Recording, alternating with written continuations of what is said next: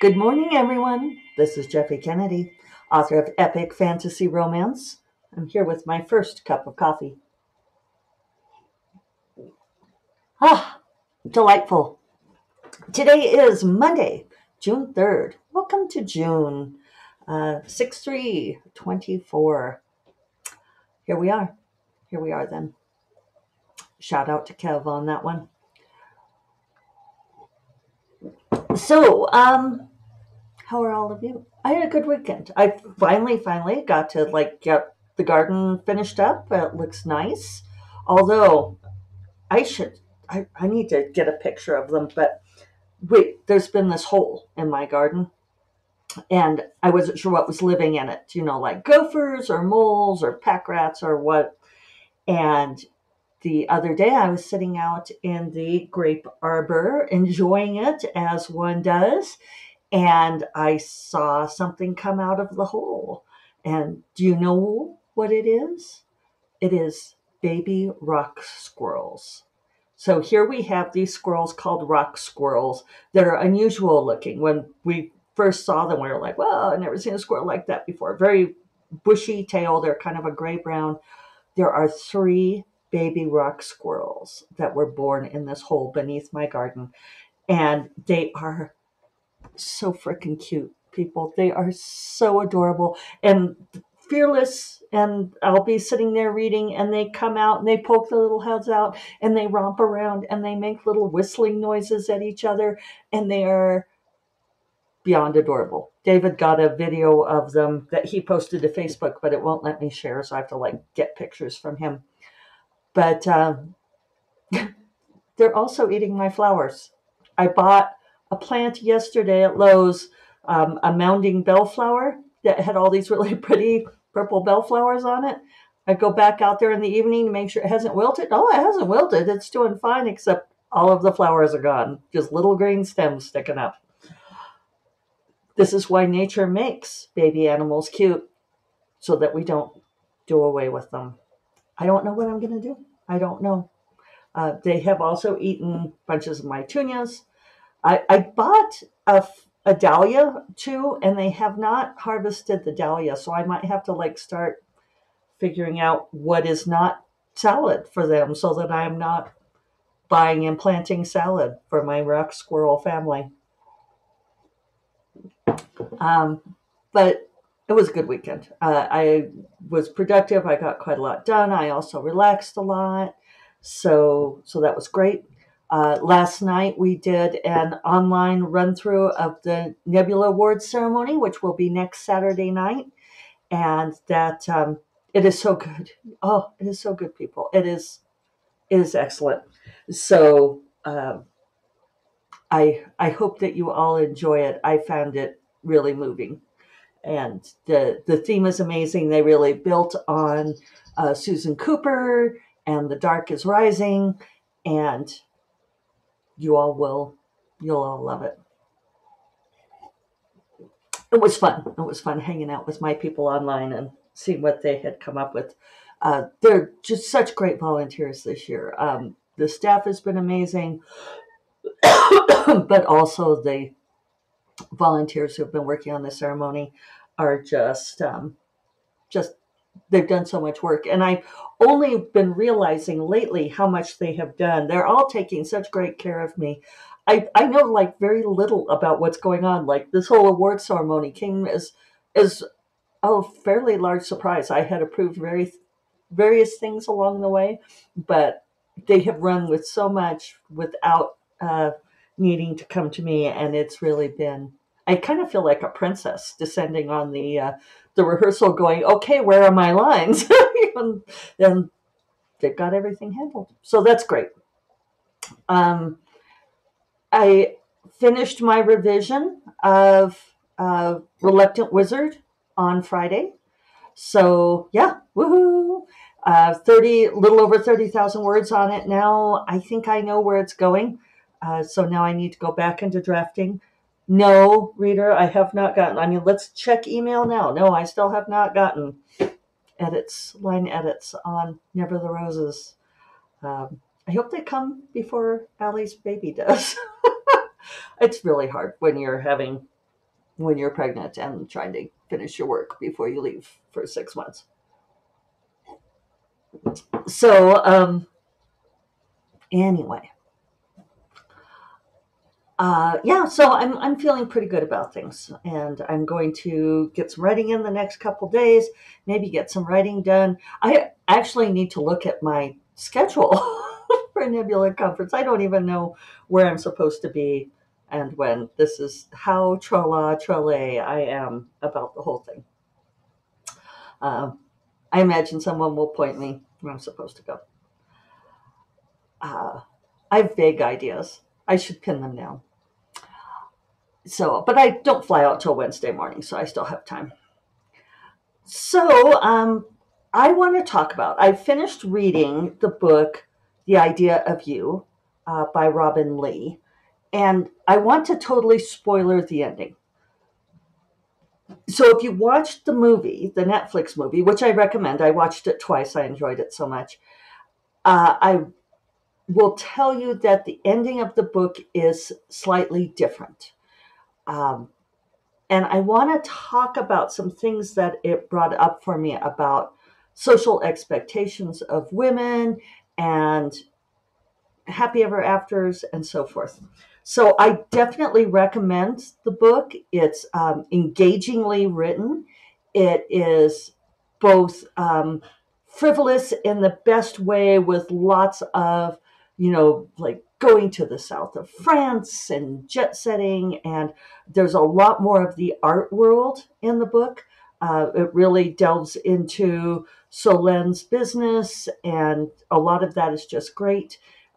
Meeting with clients and, doing the show in Paris and doing all of these things, and what art means to her and what art means to Hayes.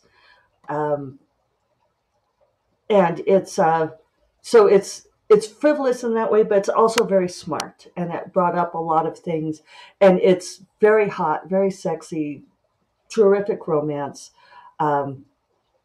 Highly recommend.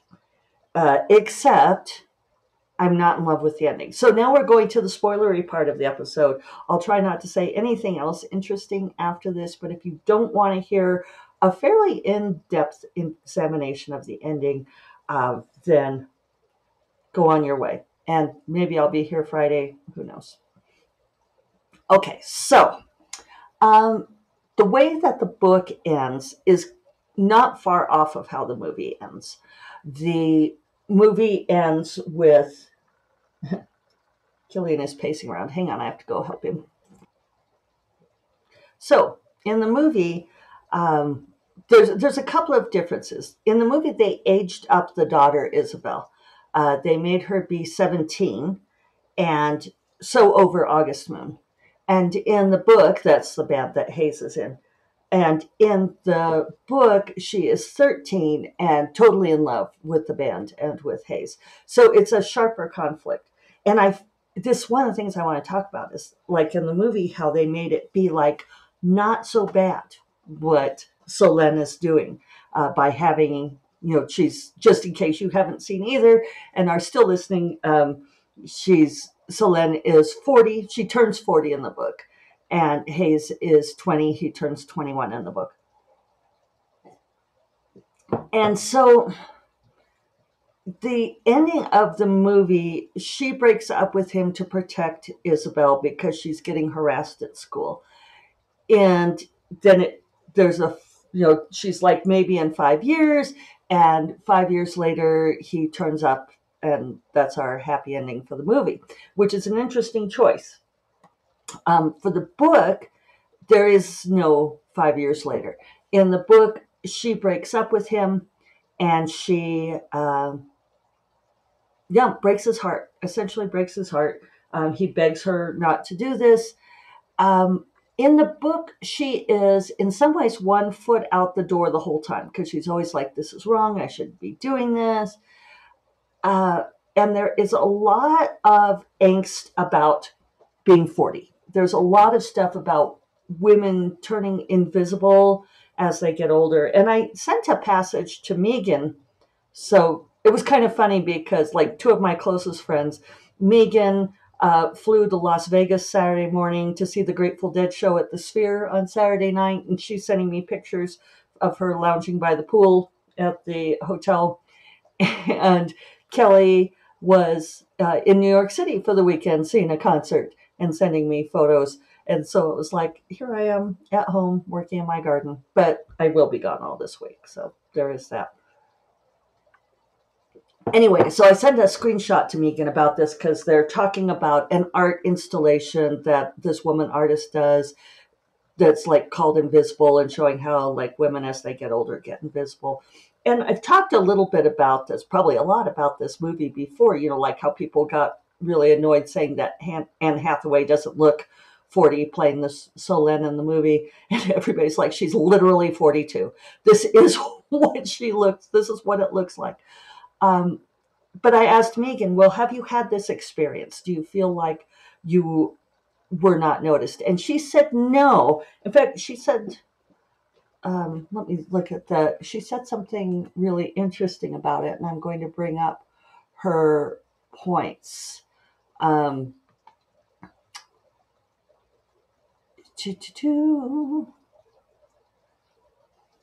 She said the invisibility thing has never been my issue, mostly because I never felt seen in that way to begin with.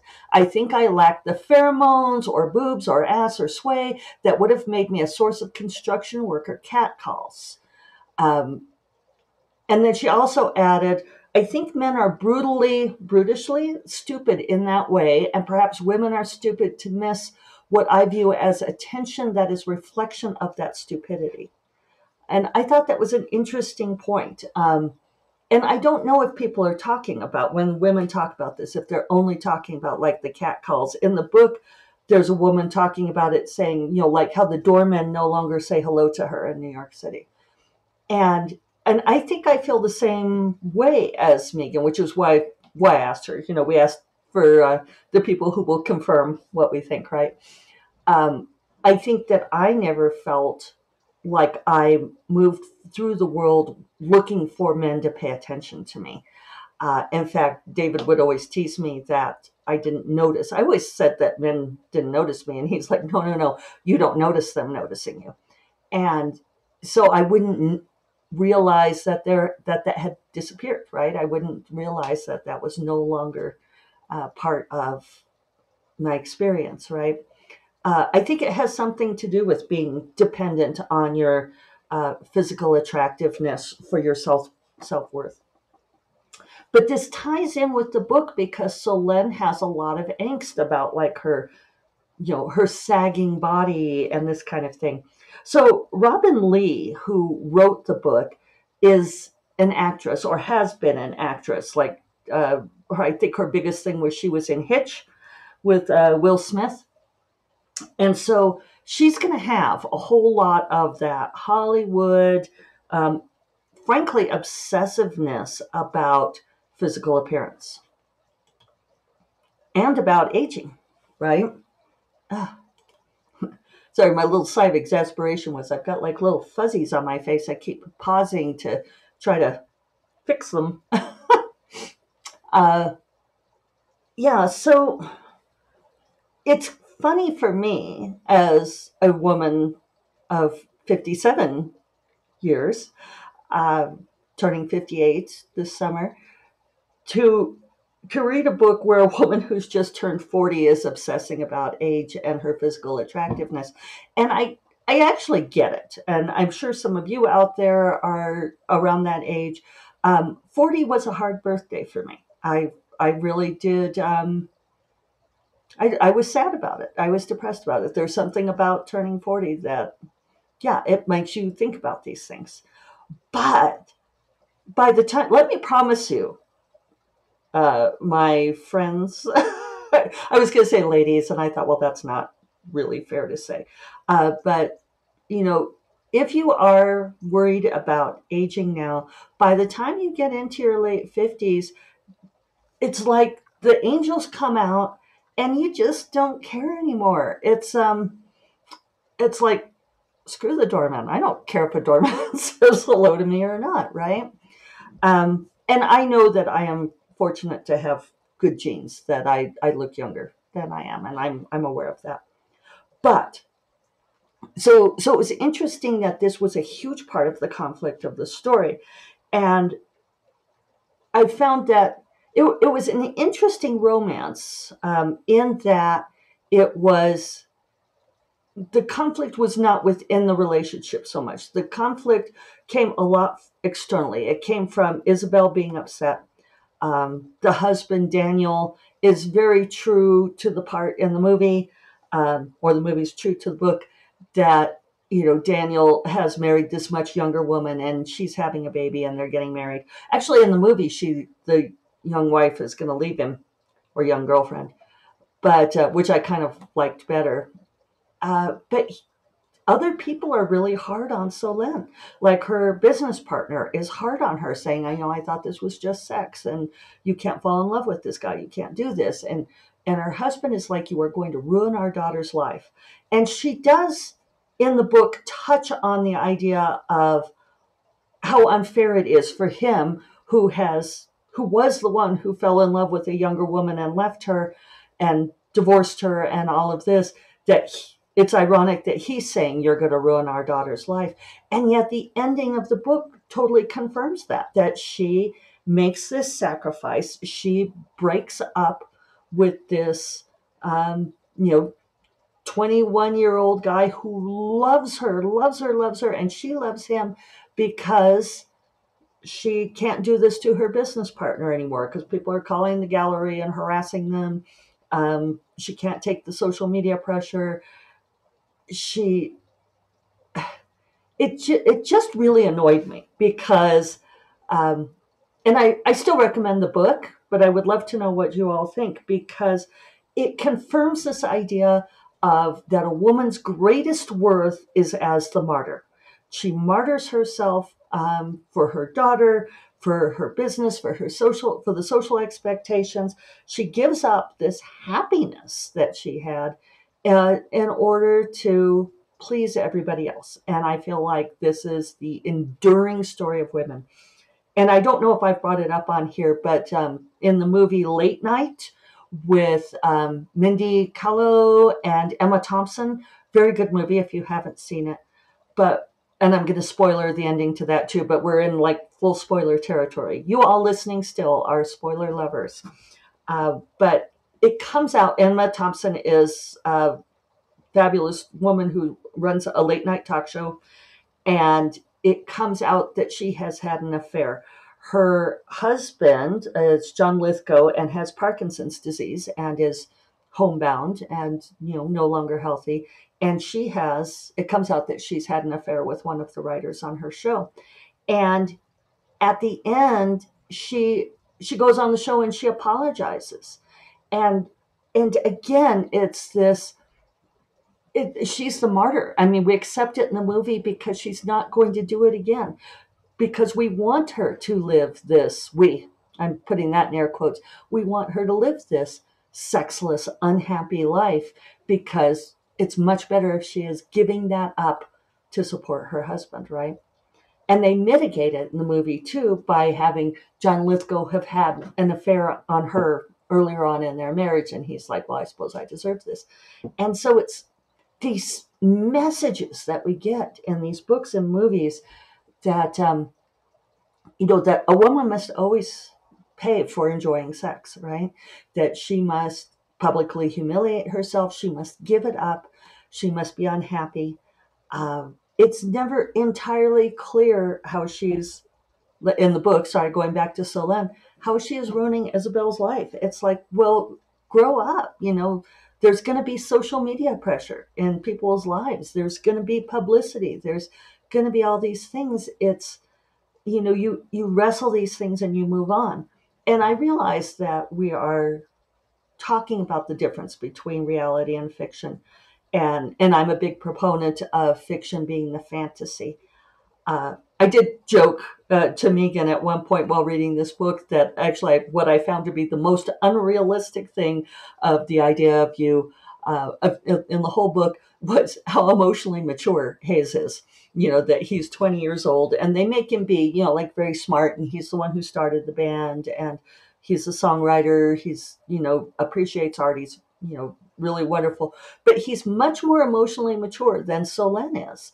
And it's like, well, I remember 20-year-old men when I dated them, and I raised one.